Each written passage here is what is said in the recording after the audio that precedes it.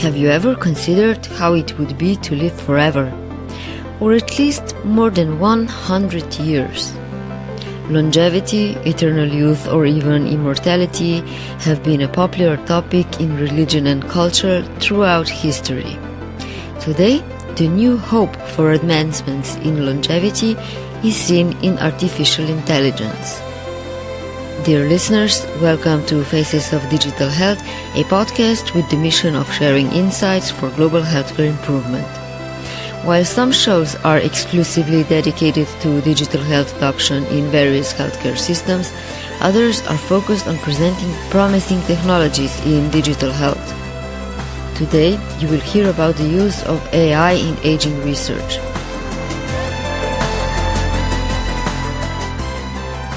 I am your host, Tjasa Zajc, and I'm very happy to share with you the discussion with Alex Zhavoronkov, the CEO of Insilico Medicine, a Baltimore-based biotech company using next-generation artificial intelligence technologies for drug discovery, biomarker development, and aging research. As you will hear, Alex is a true expert in the field.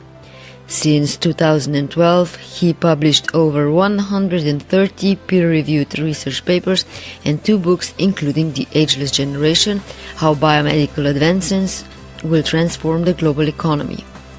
We talked about the techniques that fall under next-generation artificial intelligence, why is aging research so complex, and how is privacy regulation affecting AI research by limiting access to data that could enable algorithms training. Before we begin, if AI is your topic of interest, do check the discussion with Sally Daub from Analytic published last year. The link is in the show notes, as well as the links to some of the research articles co-authored by Alex. And if you like the podcast, do leave a rating or a review in iTunes, Stitcher, or wherever you get your podcasts. You can like Faces of Digital Health on a recently created Facebook page, or get in touch via Twitter, where you can find me under @ZAJC DJASA. Now back to aging and AI.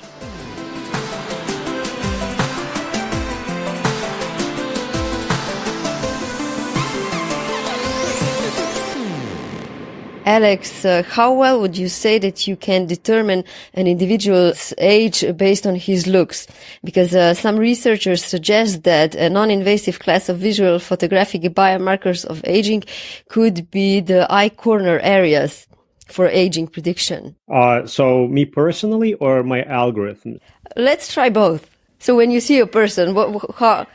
So I'm rather good with guessing age in Europeans and also nowadays in Asians, but I'm not as good with other races. My current guess is 4 or 5 years. I mean absolute error, so that's plus minus. My algorithms, if you work with the macro pictures, so low resolution pictures, they are going to be probably around 5 years accurate. If you get high resolution pictures and I get the entire face, I probably can guess your age with about 2.5 year mean absolute error. So, and the areas around the eyes are most important for the algorithms. If you are doing ultra high resolution imaging and looking at the structure of the skin and composition, it might be as accurate as 2.5 to 3 years. You said that you got better with the Asian race. So is it the same with humans as it is with algorithms, that you can actually improve in the prediction with experience?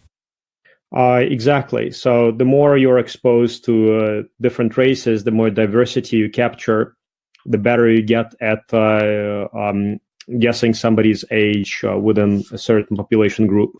Where do you see the health implications for imaging biomarkers? Some companies are already exploring using imaging simulations of aging or of interventions for prediction. So, for example, if you have an obese person or a person with diabetes, you could simulate what will happen to them if they they don't take better care for them or if they don't manage their disease? What else is there? People currently put a lot of value into the data types they do not understand very well. Like, for example, genomic data or some other omics that are rather expensive and difficult to obtain.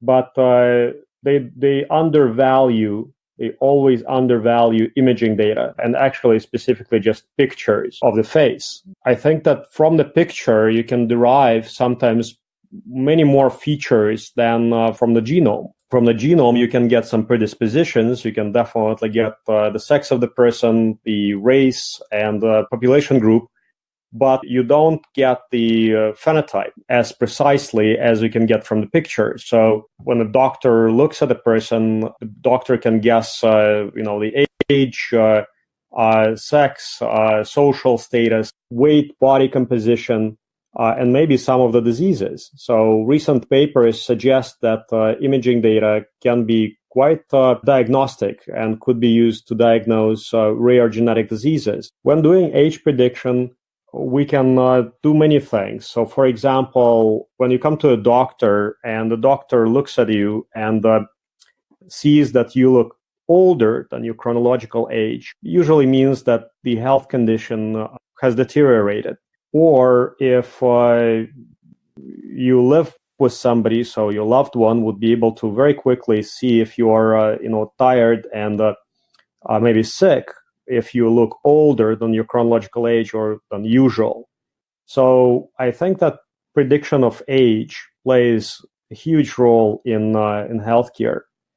And when you're combining multiple data types that go beyond imaging data, like, for example, blood tests and microbiome, composition of the hair, composition of the skin, and other data types, it's very important to, first try age prediction on multiple data types to see how they correlate, to be able to get some interpretation and maybe value of this data.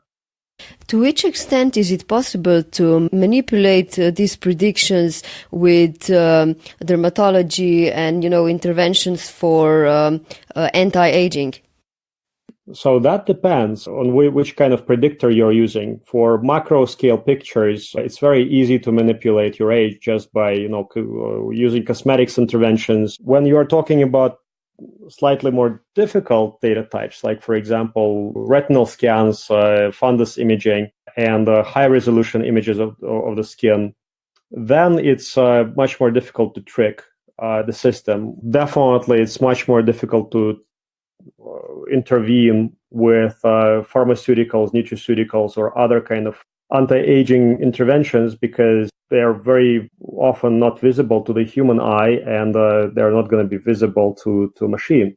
But on other data types, like, for example, blood tests, transcriptomics profiles, microbiome, you might be able to see the effects of those interventions. Age prediction is using AI is a very valuable tool for identifying what can be changed, what should be changed, what features are most important in a specific condition. It's quite useful to run this as a first kind of frontier. What got you interested in AI and aging? You have 2 bachelor's degrees and a PhD in physics and mathematics, so the interest from AI makes sense. But why healthcare and aging? I've been interested in AI for my entire life.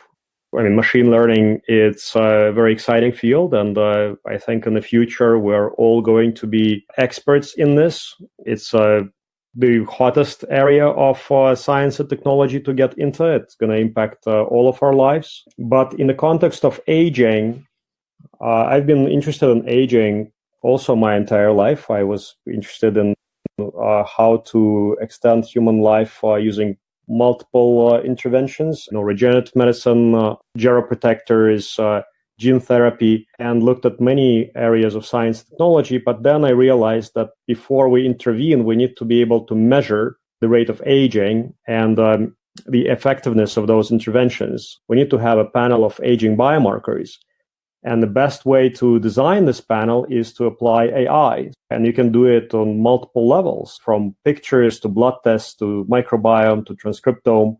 multiple data types can be combined. And I started diving very deep into the development of aging biomarkers and the applications of AI. Then we started looking at ways to make AI more interpretable. And it turns out that aging research can contribute to the development of better AI, because now we can train deep neural networks to predict age using, for example, simple blood tests with very well understood features. And then we can see what features contribute most to the accuracy of the prediction. And we can construct causal graphs. We can see how the deep neural networks pick the most important features, how other machine learning techniques pick the most important features. And it really helps us make deep neural networks and other machine learning techniques more interpretable. So AI is converging with aging research. And I guess our group was one of the first, or if not the first, to realize that this convergence is going to be very powerful for the development of AI. And we put a lot of resources in building a lot of age prediction algorithms. And also we've switched to generative adversarial networks. So it's kind of a form of AI imagination, and started generating synthetic data by generating people of a specific age. So increasing the number of data sets of older people or younger people when the data sets are not properly balanced. Before we dive deeper into AI and aging, I wanted to make a brief overview of the AI field, because it's a very broad field. I would say that the general perception is that something happens seamlessly with the help of algorithms and computer.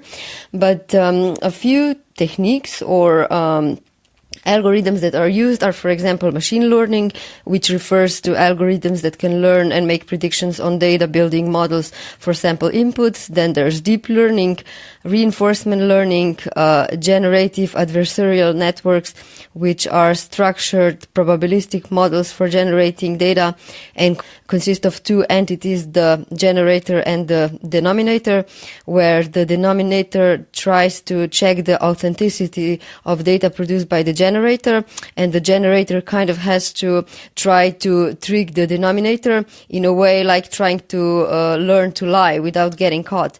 And then there's transfer learning and meta learning. So it's a really a huge field. And meta learning seems to be the most promising in aging research. Why is that? Can you explain a little bit more about what it is and why is it so appropriate for aging research? All of those techniques have been around for a very long time, except for probably generative adversarial networks, where you do have the generator and the discriminator, and they compete with each other to come up with new concepts. And that technique was proposed by Ian Goodfellow in 2014 and then took off. And it's one of the most popular techniques nowadays discussed in machine learning conferences. But many of the other concepts in machine learning have been around for decades, including deep learning, and reinforcement learning. Is just recently those techniques picked up in popularity just due to the real credible advances in deep learning. In 2014, algorithms started outperforming humans in image recognition in the ImageNet competition, and achieved superhuman accuracy in image recognition. So that really started fueling the hype in AI. Everybody who used to be called a data scientist or a statistician is now calling themselves the AI scientist. So these techniques really contributed to the hype. I think that transfer learning, meta learning, GANs, and reinforcement learning, so what we call next-gen AI, those techniques are extremely important for aging research and most effective and most promising in aging research, because you can go from, let's say, one type of species, from mice to other animals and to humans, using transfer learning. Basically, you can train on one type of species and retrain on another. For example, you never saw a Japanese snow monkey before, and I show it to you for the first time, and you can right away say if the monkey is young, middle-aged, or old. So at least 3 categories you can recognize very, very quickly because you've trained on a lot of humans and there is some resemblance. So that would be transfer learning, an example of zero-shot learning. So you basically take your prior knowledge and extrapolate it to a new object. If I show you 100 monkeys and annotate them with age very well, you look at them, and after that you can recognize the age of monkeys almost as well as in humans. And that is one-shot learning. So learning from a very small data set while relying on prior knowledge, on many examples that you've seen before. And that's another kind of very powerful technique in machine learning and transfer learning. And with age prediction, you can very, very quickly test some of those techniques, like imaging data, and then go to other data types that we are not good at, like transcriptomic data or high-dimensional medical imaging data, or microbiome, so bacteria in your gut, and do transfer learning there. Same goes for cross-species analysis. These techniques allow us to learn on abundant data types and then relearn on something small. Meta-learning, also a hugely important technique. So, it's learning to learn. So teaching algorithms to learn about the environment, because in many cases there are so complex problems and complex interactions in aging that just pure play machine learning techniques that require you to generalize would not perform well. So you need to have multiple Lego blocks of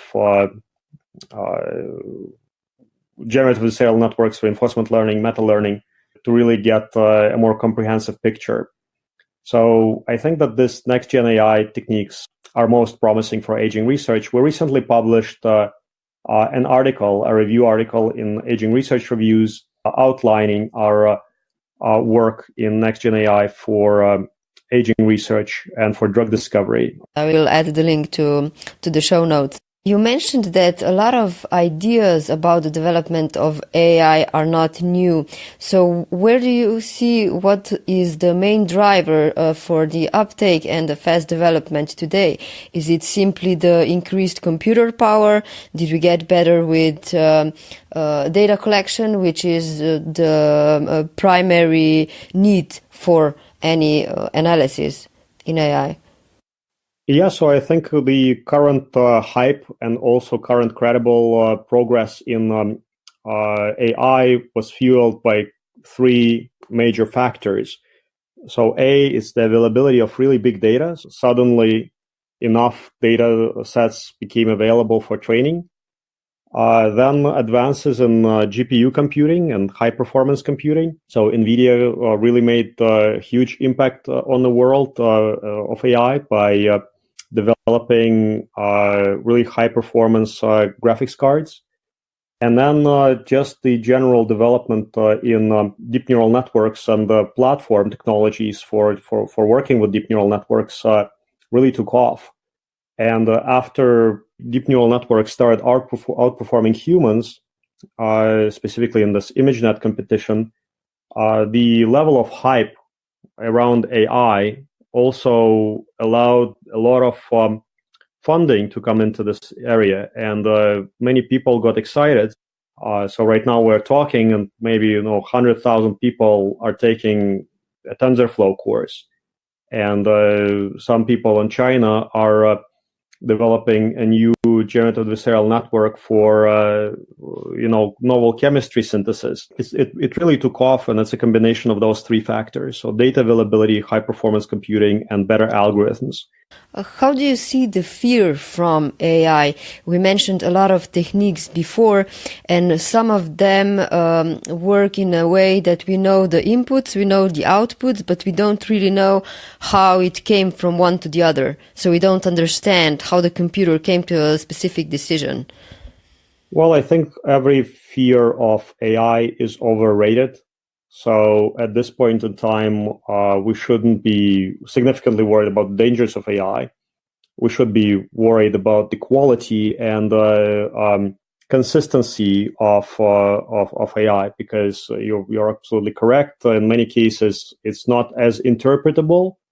But even at this point in time, we can say that if you're lacking diversity in your training sets, you are likely to be discriminating. And if it comes to humans, and let's say humans of a specific race, if you're lacking the data sets from that race or that population group is going to be discriminated.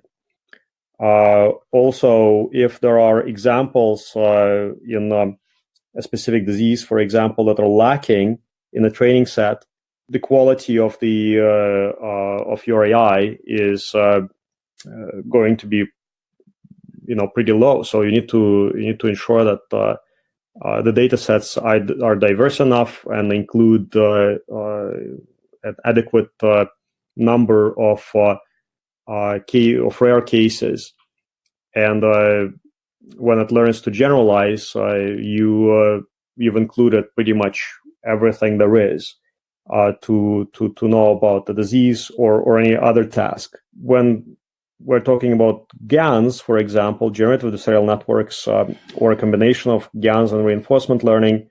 So when you're doing kind of imagination plus strategy, yes, in many cases, you will be lost in translation when you will try to interpret how a system, got to a specific conclusion. But there are multiple metrics and multiple tests you can use to assess the quality and performance and consistency of your system. So as we get more and more familiar with those techniques and more people join the effort and more groups start competing on those metrics, quality, consistency, accuracy, the better the field becomes. And we get to work with a certain set of standards and quality control procedures. So I don't think that there are many dangers anymore. So those dangers have already been voiced. How does the aging research with AI look like? Because there's so many factors that are influencing aging. Can you perhaps explain a little bit on when you do the research? How do you decide what kind of factors are you going to be looking at? Where are you going to be looking for correlations? How is that changing? There are three major areas where AI can be applied to aging research. So one is, as I've mentioned, the construction of aging clocks, guessing somebody's age with high accuracy using various data types. Second is generation of novel chemistry, for example. You really need to be able to very quickly design interventions to test your hypothesis. And third is generation of new data by moving just one feature in your, let's say, generative adversarial network in time. So you move age and see how things change on various data types, be it gene expression, be it genomic data, be it imaging data. Combined, those three applications of AI and those three areas present a very powerful toolkit for aging research. So we can now, for example, when we work with gene expression data and signaling pathways, we can see how we can generate new data using just age as a generation condition and see what changes, how those pathways change, how the levels of expression of individual genes change as we try to generate older people. We can also now combine multiple data types with deep neural networks. So we can train on gene expression data and blood tests, for example, and imaging data at the same time, and see what features are, more important, what features are causal, and what do we need to intervene in first. But as you've correctly described, aging is a hugely complex and multifactorial process. So you've got many processes transpiring at the same time, and most of them contribute to decay and functional decline, and many of them have very intimate interplays. Think about it as basically life in a city, right, where many elements are interconnected. and understanding what is driving the aging process, and it's very difficult. And when you're looking for interventions, that becomes even more difficult, because one way to intervene is, of course, to keep the homeostasis and try to basically prevent the accumulation of damage, and try to identify ways to repair this damage very quickly. But once this damage already happened and it's on a massive scale, you need to treat the symptoms and find a way to, rescue the state to the level where you can start repairing start eliminating causal features. I think that this process is so complex that it's easier to sometimes build things from scratch and replace them. So, for example, replace the organs and entire systems instead of trying to understand how they break and find ways to repair them. But if we want to understand them better, AI is the only way to go. Because the area is so complex and because there's so many factors influencing aging, where do you see what's the latest connection between genes and healthy aging? We used to like to say, or people still like to say, that they have good genes and so they're optimistic about how long they will live because their grandparents perhaps lived long, etc. So, of course, genes play a huge role in defining how long the individual is going to live. Some individuals are predisposed to longer life by having specific repair mechanisms intact, and sometimes we're just better at fighting stress than the others, and that's genetically predefined. But the fact of the matter is, life is very short for everybody. Whether you have good genes or bad, you are very unlikely to cross the 120-year life mark without other interventions. The current supercentenarians are in their 119s, 118, 117. So nobody has crossed this 122 and a half mark, for example, regardless of what genes they have. Do you think that will change in time, since one of the big research areas in aging and AI is also the programming of stem cells and transforming the pluripotent cells into whichever other cell that you need?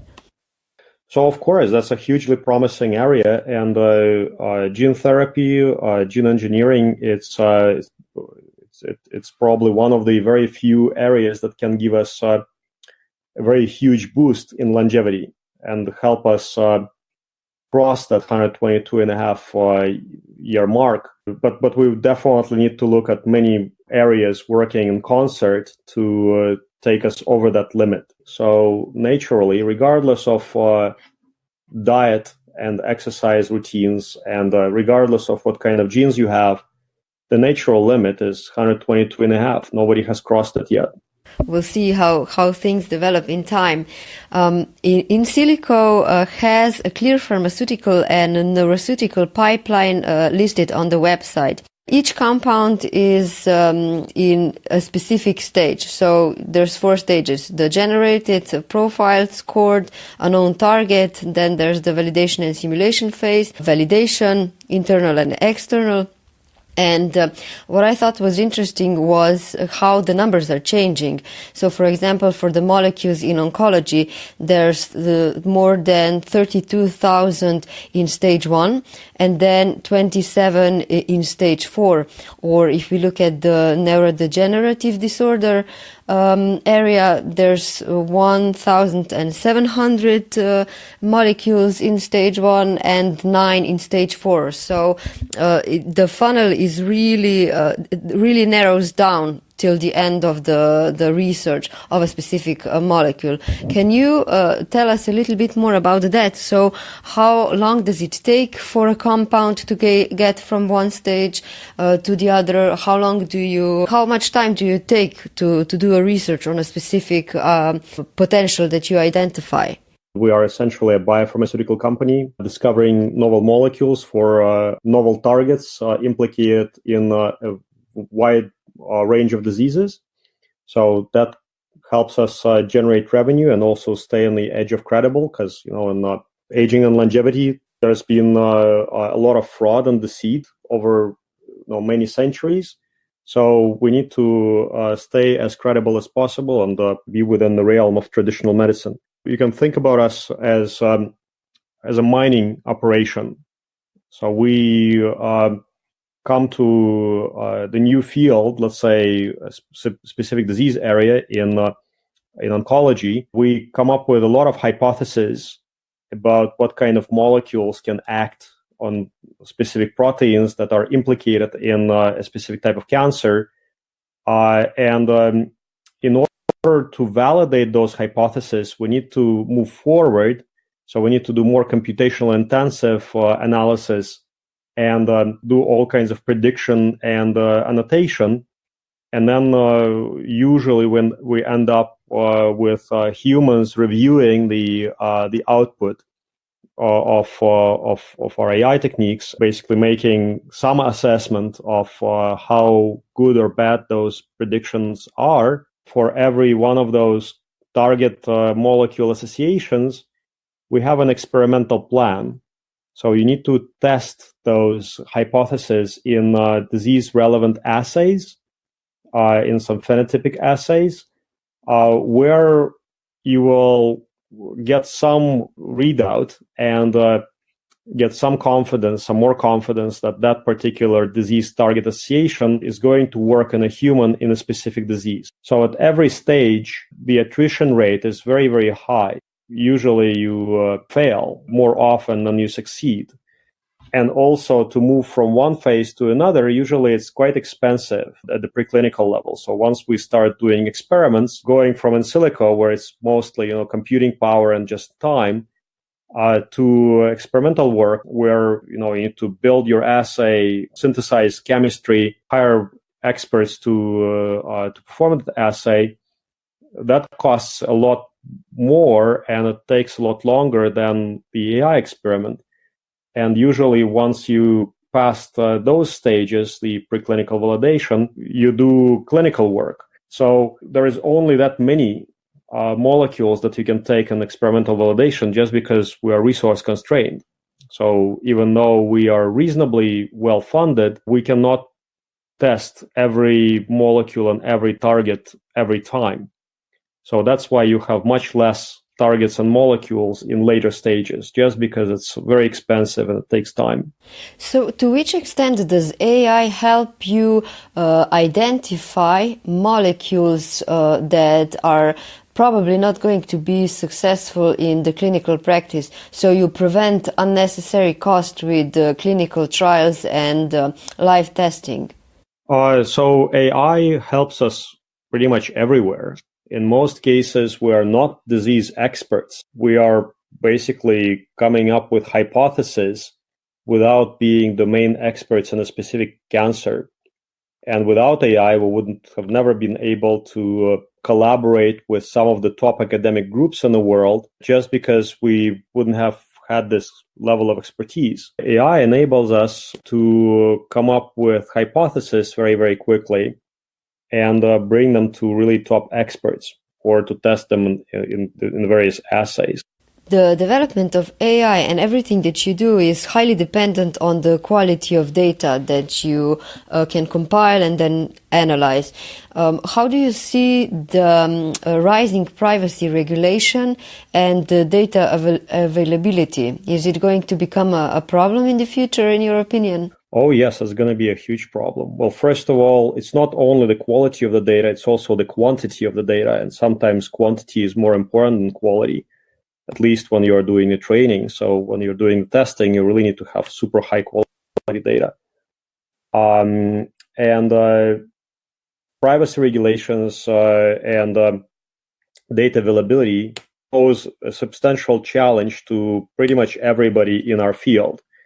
And that makes some of the companies and some of our competitors in Asia, for example, much, much more competitive because they can very quickly access enormous data sets that are not available in the West. And at the same time, there is no substantial privacy regulation at this point of time.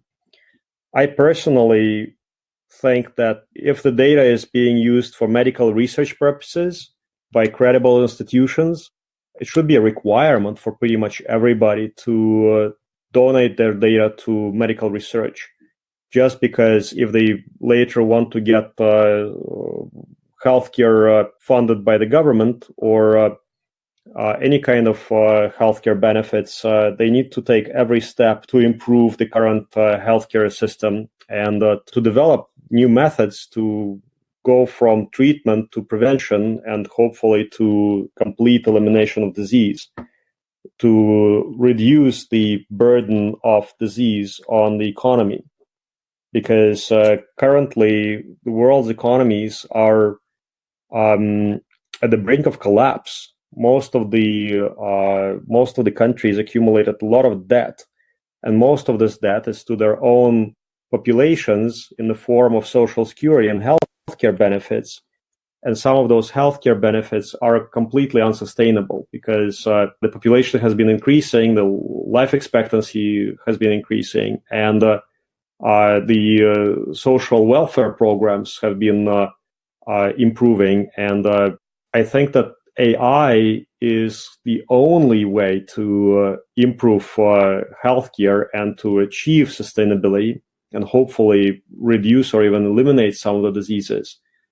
And it should be the fundamental law that all the data about the individual should be donated for medical purposes, at least until we manage to cure the diseases that are killing people. People think about privacy, but they fail to think about the death and suffering caused by the diseases. So the real enemy are actually diseases, and we need the data to provide cures. How do you deal with the data regulation around the world? You've got R&D centers in 6 countries, including UK, Korea, Russia, Hong Kong. Are you allowed to, for example, use the data or gather the data in one country and then analyze it in another one? How do the R&D centers connect and how do they differ? So usually that's the reason for having so many of those R&D centers is we actually don't export data out of the country. So we usually process it within the country, and sometimes we actually do it at the partner's premises. So we do not export data outside the premises. Most of the time we work with anonymized data. It's not connected to the individual providing the data. 80% of the time probably we use publicly available data, so something that is already deposited and available online. So we process it as kind of the low-hanging fruit, and then we retrain those models trained on publicly available data on better data sets obtained from other sources. And when you are working with chemistry data, for example, chemistry data is not something that needs to be protected from the privacy perspective. So a lot of our work is done on chemistry. Maybe 60% of what we do is in the chemistry domain. But if you are looking at individual patient data, first of all, we try not to touch it. Second, if we touch it, we do it at the medical partner premises, and we do not export it from the premises.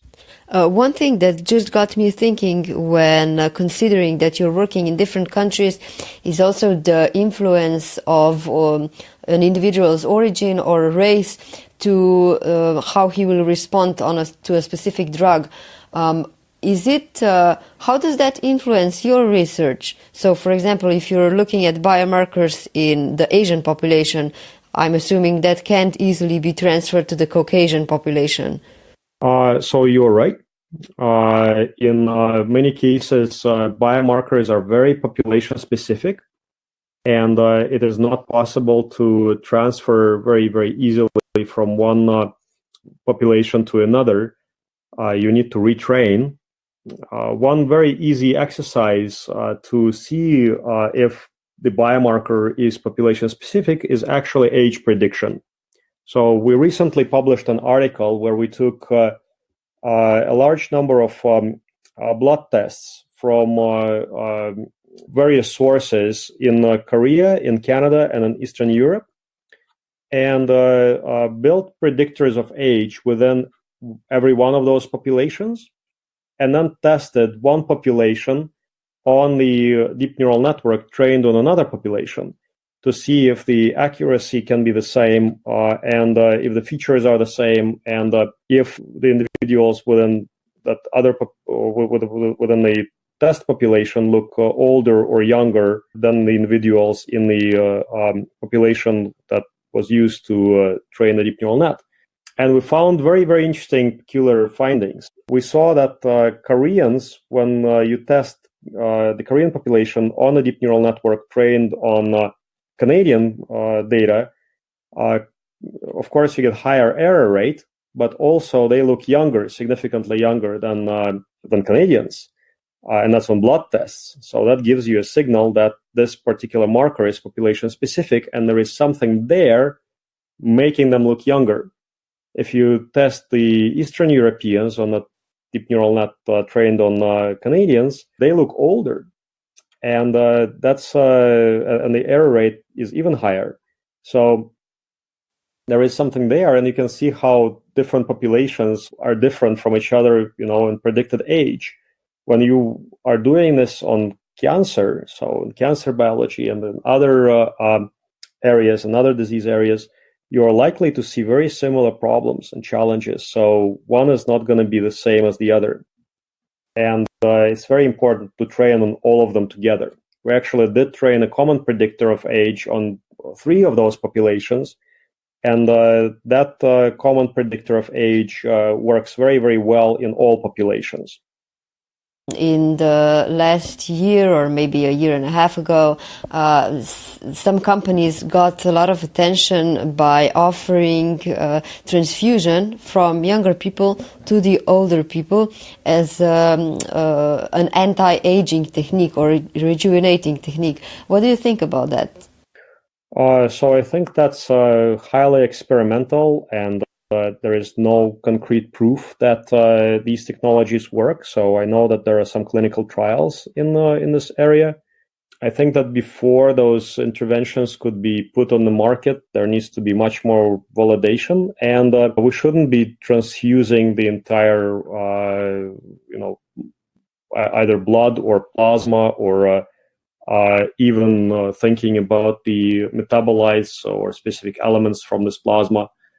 We need to first isolate the factors that are very likely to have a rejuvenative effect, and then test those instead of doing bulk plasma or blood transfusions. To me, it seems and sounds a little bit barbaric, but some people, there's no choice. So for Alzheimer's patients, I would see the value in doing this sooner rather than later, because they just don't have the time to wait. Alzheimer's disease is a terrible disease. Dementia area as such is a very broad field as well. And what has been kind of disappointing in the last years, in the last 10 years, was basically the hypothesis on how to treat Alzheimer's. So there was this hypothesis that amyloid plaques are building up in the brain, and that's what causes Alzheimer's. But then when none of the drugs that the pharma produced to target the amyloid plaques weren't very successful, the research kind of halted, and everybody started thinking if maybe that hypothesis wasn't the right one. Do you know what's the latest on the Alzheimer's research scale? What are the latest thinkings or discoveries? So we do not understand Alzheimer's at this point. It's one of the very poorly understood and areas, and it's a clear unmet medical need. So the amyloid hypothesis did not prove itself to be valid in the context of developing effective interventions so far. There are many, many others. At this point of time, the pharmaceutical companies are cutting down on Alzheimer's and in general CNS research just because of the high number of failures in the past in the Alzheimer's space. It's a hugely lucrative area, but at this point of time, the disease is so poorly understood that it's not worthwhile taking molecules into clinical trials without a better understanding of the nature of the disease, of heterogeneity and cause and effect relationships. Because of course the plaques are there, that's irrefutable. What do we need to target in order to prevent Alzheimer's? At this point of time, we do not know. We need to find out more about, what kind of biomarkers we can measure and how do we diagnose it early? When do we intervene? How do we intervene?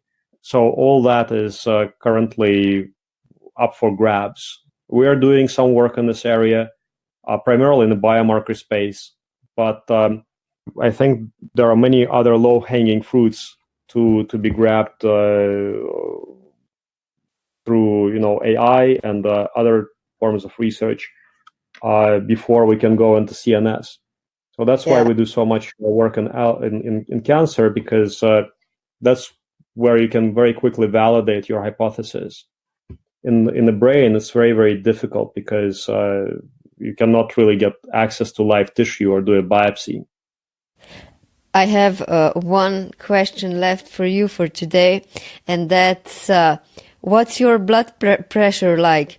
Because pulse pressure and systolic blood pressure are biomarkers that show the strongest positive correlation with chronological age for both genders. And there's an old saying that if you have a low blood pressure, you're going to live long.